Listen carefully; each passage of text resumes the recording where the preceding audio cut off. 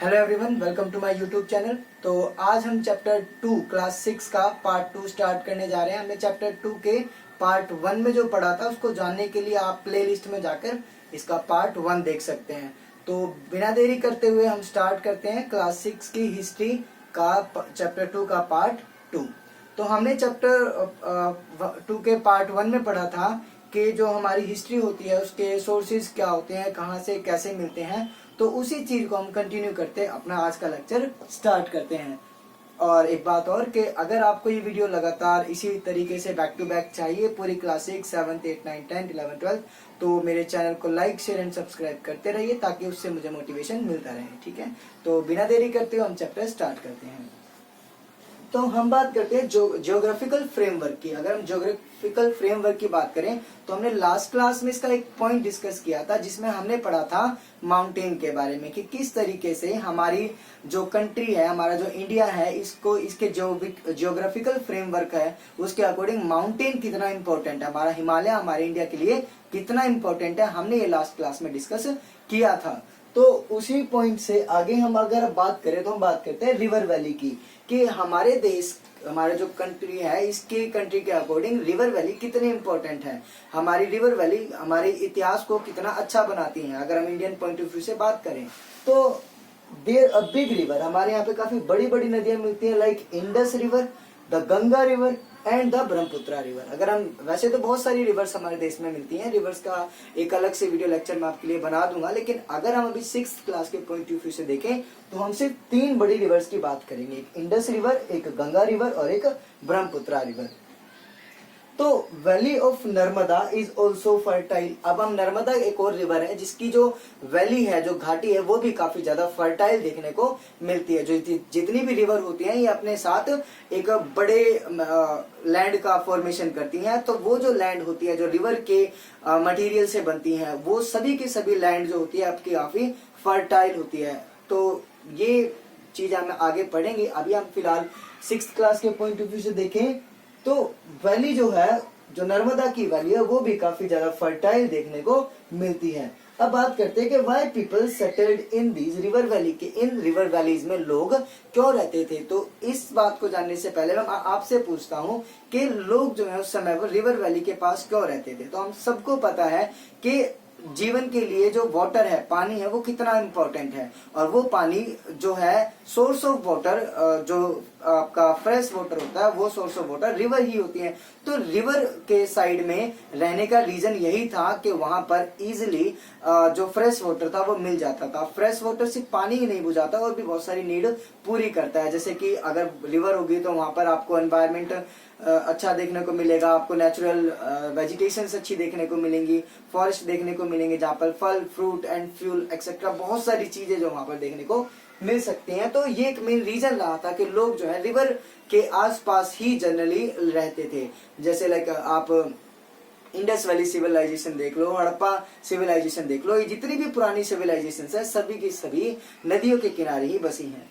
तो हम बात करें अब लोग क्यों रहते थे, तो बेसिकली वहां की जो जमीनें होती थी वो काफी ज्यादा फर्टाइल होती थी जिन पर लोग जो है फसल वगैरह ग्रो कर सकते थे, क्रॉप ग्रो कर सकते थे and provide water for all there needs. जैसा कि मैंने बताया उनके लिए वाटर बहुत इंपॉर्टेंट चीज होती थी, तो वो रिवर से ही उनको पूरी होती थी। And important means of transport, कि जो रिवर होती थी वो ट्रांसपोर्ट में भी काफी इंपॉर्टेंट रोल प्ले करती थी। तो 3 बातें याद रखनी है। पहली बात कि यहाँ पर जो रिवर होती थी उनके साइड की जो लैंड होती थी वो बहुत फर्टाइल होती थी जो क्रॉपिंग में हेल्प करती थी।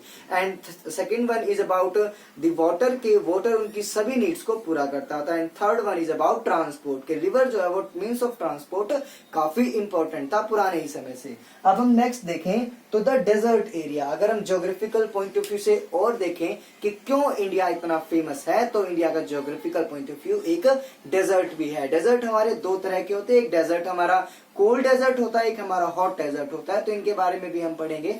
तो सबसे पहले हम डेजर्ट की बात करें तो it does not provide the favourable conditions for the habitations. चाहे वो आपका कोल्ड डेजर्ट हो लद्दाख वाला, चाहे वो आपका हॉट डेजर्ट हो राजस्थान वाला, दोनों ही डेजर्ट में जीवन के लिए फेवरेबल कंडीशंस देखने को नहीं मिलती हैं क्योंकि इन एरियो में नेचुरल वेजिटेशंस बहुत ही कम देखने को मिलती हैं।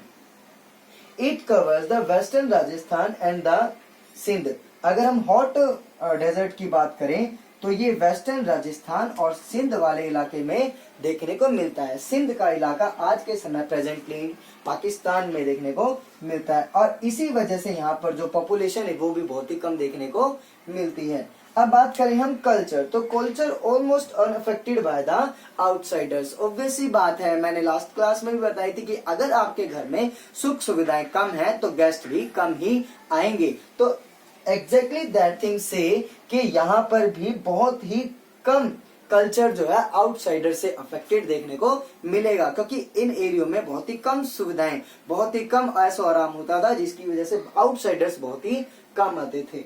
अब बात करें डेक्कन प्लेट्यू की, तो डेक्कन प्लेट्यू के बारे में हम बात करने से पहले डेक्कन प्लेट्यू का एक छोटा सा मीनिंग बता देता हूँ। डेक्कन प्लेट्यू एक तरीके का एरिया है, जैसे कि हमारे इंडिया में बहुत सारे प्लेट्यू देखने को मिलते हैं, लाइक छोटा नागपुर प्लेट्यू, डेक्कन प्लेट्यू, जो साउथ वाले इंडिया में देखने को मिलेगा। साउथ वाला रीजन है जहां पर आपको डेक्कन प्लेट्यू देखने को मिलता है। यहाँ की जमीन में बहुत सारा मिनरल देखने को मिलता है। मिनरल्स आगे हम पढ़ेंगे जब समझ में आएगा। तो जैसे पेट्रोल हो गया, कोयला हो गया, माइनिंग बहुत ज्यादा होती है इन एरियाज में। तो हम बात करें डेक्कन प्लेट्यूज की, तो lies below the Vindhya and the Satpura mountains. तो जो विंध्या माउंटेन रेंज है एंड जो सतपुड़ा माउंटेन है, इनके नीचे जो है हमें अपना डेक्कन प्लेट्यू देखने को मिलता है। And area has the great range along with the eastern and the western coast. They are called the eastern coast and the western coast. यानी ईस्टर्न घाट एंड वेस्टर्न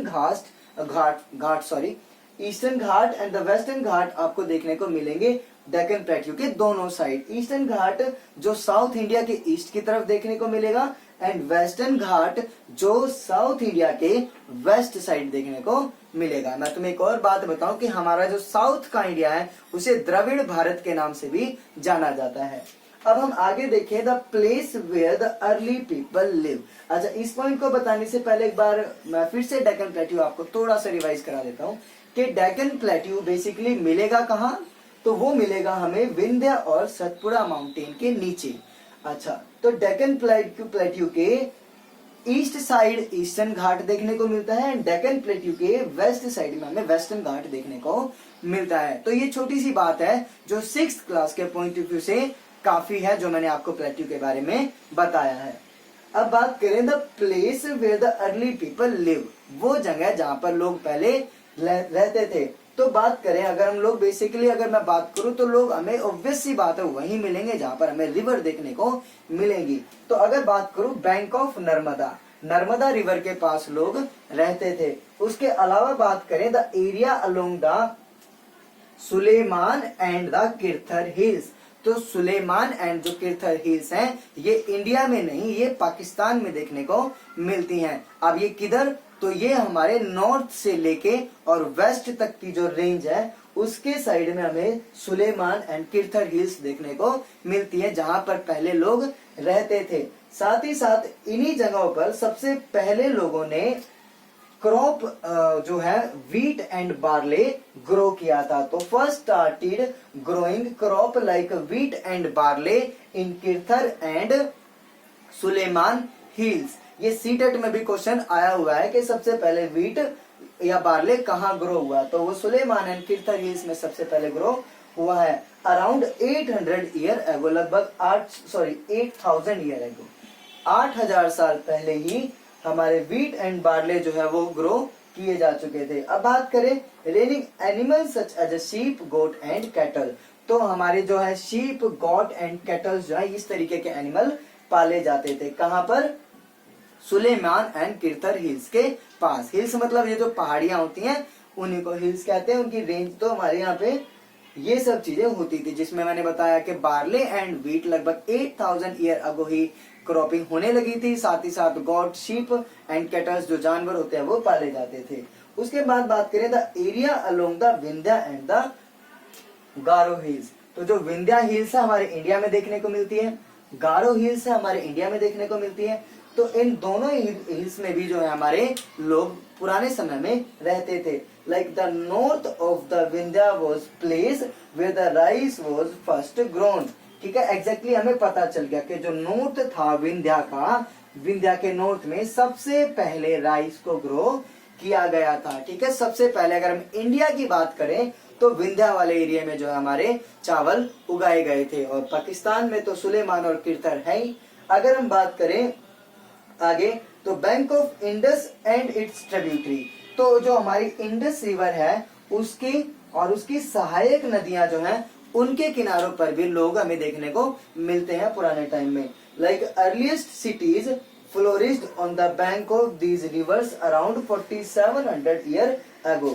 लगभग मतलब यहाँ पे पुराने समय में काफी बड़ी बड़ी सिटीज हमें देखने को मिलती थी जो आज के समय पर खत्म हो चुकी हैं। Like Indus valley civilization Indus river के आसपास हमें देखने को मिलती है।